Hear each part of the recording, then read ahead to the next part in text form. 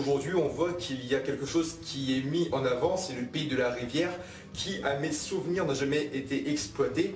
Et il est possible que Jugo vienne de ce fameux pays. Ainsi donc ça pourrait être un retour aux origines pour Jugo, de là où il vient, de la marque maudite et tout.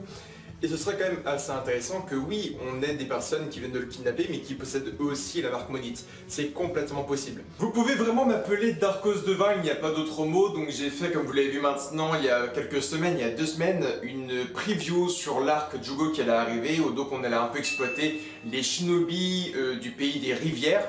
En même temps, Jugo, on ne savait pas sur ses origines, on ne savait pas d'où il venait, on ne savait trop rien sur son clan, hormis que c'était un peu d'eux que venait la marque maudite, qu'ils avaient beaucoup de mal à la contrôler, que Jugo avait quitté son clan à l'époque pour aller avec Orochimaru qui allait l'aider à maîtriser son pouvoir et ses pulsions meurtrières. Mais voilà, mélanger un nouveau pays, donc le pays des rivières qu'on ne connaît pas, avec un Jugo qu'on ne connaît pas totalement, je vous avais dit, voilà, je pense que Jugo pourrait venir donc du pays des rivières. Et là, aujourd'hui, on voit l'unité numéro 15 qui est donc envoyée par Konohamaru à Konoha pour prendre des renforts et donc donner un peu des informations sur comment évolue la mission.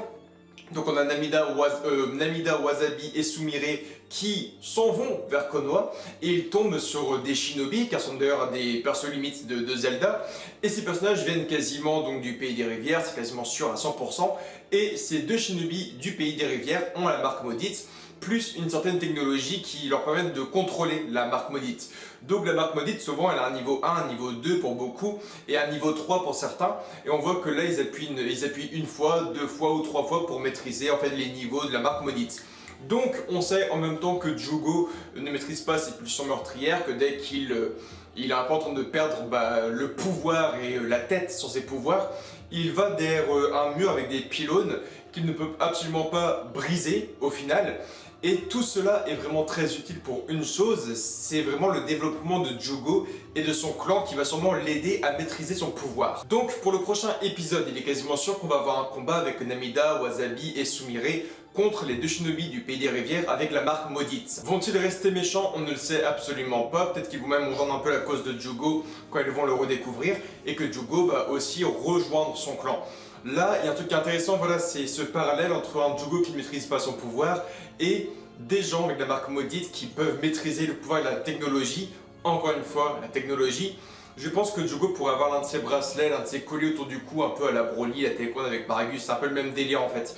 Et c'est hyper intéressant. Parce que oui, de base, Jugo est allé avec Orochimaru pour qu'il l'aide à contrôler ses pulsions. Si Orochimaru ne peut absolument rien faire et que c'est bel et bien son clan qui va l'aider là-dessus, maintenant qu'ils ont une technologie, certaines technologies assez avancées, tout cela pourrait être éclairci et donc Jugo pourrait retourner au pays des rivières et donc quitter le domaine de Orochimaru. Donc Jugo pourrait enfin réaliser son rêve et son objectif.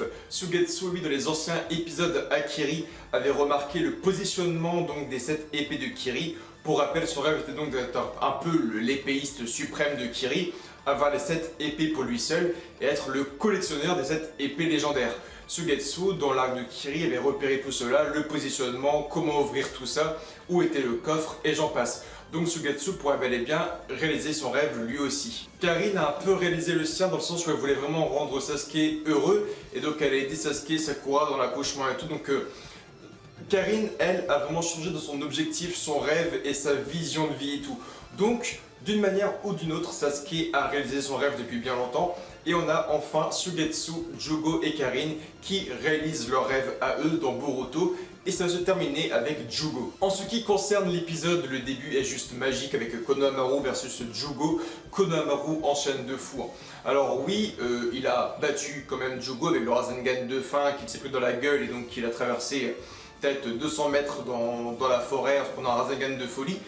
D'ailleurs, j'ai vraiment l'impression que Konohamaru possède les Rasengan les plus puissants, les Rasengan de base. Il fait des Rasengan de psychopathe. Déjà à l'époque, il avait détruit une montagne à la One Punch Man. Là, il a fait un Rasengan, il a fait une explosion, mais de fou aussi. J'ai vraiment l'impression que Konohamaru a une réserve de chakra incroyable, dans le sens où Jugo a aspiré son chakra à une vitesse incroyable. Il a quand même eu l'énergie de lui foutre un Odama Rasengan dans la gueule, enfin, c'était quand même assez incroyable. De base, d'ailleurs, c'est même un Rasengan, c'est ce que dit Konohamaru quand il effectue la technique, c'est qu'un Rasengan mais la taille est quand même immense, on aurait vraiment dit un Odama Rasengan. Franchement, Konohamaru est assez impressionnant. Jugo n'aurait pas la régénération avec la marque maudite et tout, Konohamaru aurait quand même bien gagné quand il esquive les attaques qu'il prend, l'un des kunai d'ailleurs du clan Sarutobi que Asuma avait et tout, qu'il esquive, qui lui tranche la côte, qui lui plante le kunai dans la côte, qui fait un salto, qui prend le kunai en l'air, qui met un coup de talon, qui plante le kunai dans la mâchoire de Jugo. C'était des combinaisons complètement incroyables, il avait ouvert sa côte, enfoncé un kunai dans la bouche de Jugo. Franchement, Konohamaru était hyper chaud. Konohamaru, j'adore aussi son style, c'est qu'il a un peu gardé le côté Naruto dans Shippuden, c'est que lorsqu'il y a un ennemi qui rigole un peu devant lui, il fait pareil, c'est fait en mode ce petit rire nerveux, en mode merde. Quand Jugo se prend le kunai et qu'il a le kunai qui traverse les deux joues et qui regarde Konohamaru en mode en rigolant et qui sourit en serrant le kunai dans la bouche, Konohamaru il le regarde, il fait il sait, il fait un petit sourire dans son regard, c'est je t'ai bien niqué mais je suis dans la merde maintenant. C'est cool, c'est Konohamaru et il est juste hyper kiffant. Et c'est vraiment dommage qu'on ne voit pas un Konohamaru comme ça plus souvent, c'est qu'on l'a vu à l'époque avec les brigands et les voleurs qui sont Rasengan de ouf. On l'a vu rapidement au début de Boruto lorsqu'il a invoqué un peu les crapauds du mont Myoboku. Et là il a eu un truc hyper stylé aussi où il a fait des combinaisons hyper classe. Il a apparu vite fait aussi avec les Zetsu blancs. Mais Konohamaru apparaît très rarement dans des phases très badass et c'est vraiment dommage. En tout cas l'épisode est très cool, malheureusement le côté Jugo Mitsuki est très bizarre, je m'attendais vraiment pas à ça. Dans le sens où Jugo respecte quand même beaucoup Orochimaru et que Mitsuki était l'enfant de Orochimaru. Je m'attendais vraiment à un lien fusionnel entre Mitsuki et Jugo. Au pire, le côté Boruto Jugo qui s'entend pas, je le voyais clairement comme ça. C'est un peu beaucoup de tension entre les deux.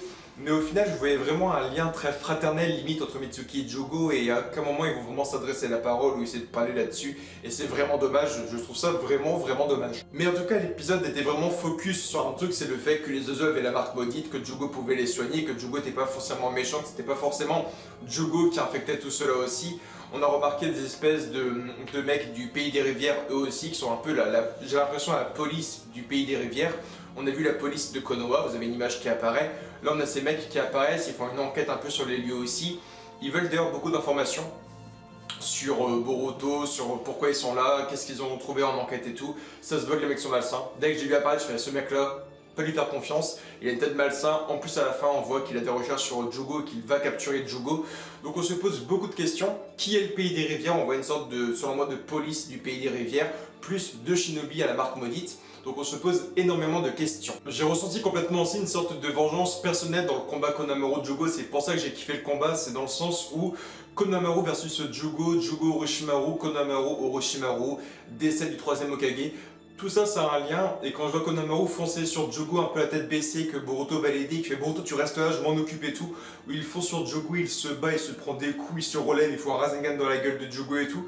Konohamaru avait un dynamisme, ça aurait été cuté à certains bons moments avec genre le corps de Hiruzen qui s'écroulait au sol, Orochimaru qui rigolait et tout. Ça fait des tensions, des frissons et tout, ça aurait été complètement épique, ça aurait été tellement cool. En tout cas, la semaine prochaine, on sera déjà à l'épisode numéro 100 de la série Boruto. Et oui, j'ai kiffé cet épisode, il était carrément cool. Une deuxième partie très longue malheureusement, beaucoup d'enquêtes, beaucoup aussi donc d'informations sur Jugo, pourquoi il est là, qu'il peut guérir en gros les oiseaux, l'antidote qu'il a qui peut un peu calmer donc les oiseaux et la marque maudite.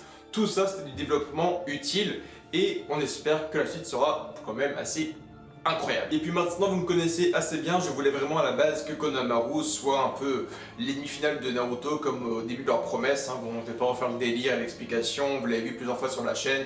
Naruto et Konohamaru, promesse épisode numéro 2. On est maintenant rivaux, on s'affrontera pour devenir Hokage, on n'a jamais eu le combat. Donc oui, je suis content que Konohamaru soit enfin développé. J'aimais beaucoup le personnage de Konohamaru avec le côté pain et tout de Rasengan. Enfin bref, Konohamaru, je l'adore beaucoup, c'est un de mes persos préférés dans Boruto. Et quand je vois qu'il nous sort des combats comme ça, qu'il protège ses élèves, qu'il veut absolument pas que ses élèves prennent des coups et que c'est limite à lui de mourir, Konohamaru a un sens du sacrifice énorme aussi. Ça lui portera préjudice, j'en suis quasiment sûr et certain. Dans le sens où contre les Zetsu, il disait « laissez-la, je vais me sacrifier ». Là, contre Jugo, il aurait pu mourir et fait « reste en arrière, je m'en occupe ». Konohamaru est vraiment dans le sens où c'est moi qui fonce sur l'ennemi, vous restez en arrière.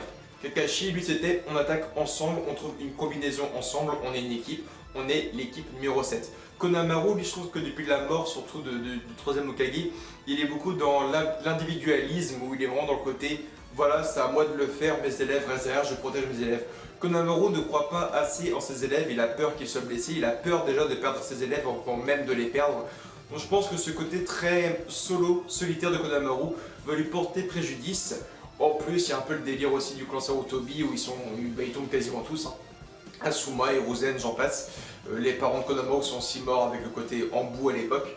Donc voilà, j'ai vraiment peur de tout ça. Je pense que Konohamaru pourrait avoir de grands soucis dans le futur de l'animé, du manga Boruto d'ici quelques mois et années. Mais Konohamaru, voilà, il pourrait bel et bien mourir. Il a risqué sa vie déjà à plusieurs reprises.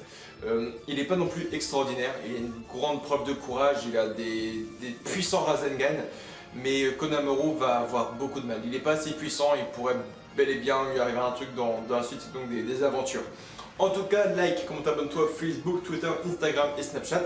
Et on se retrouve dimanche prochain pour l'épisode numéro 100 de Boruto. Dattebayo. やめろ。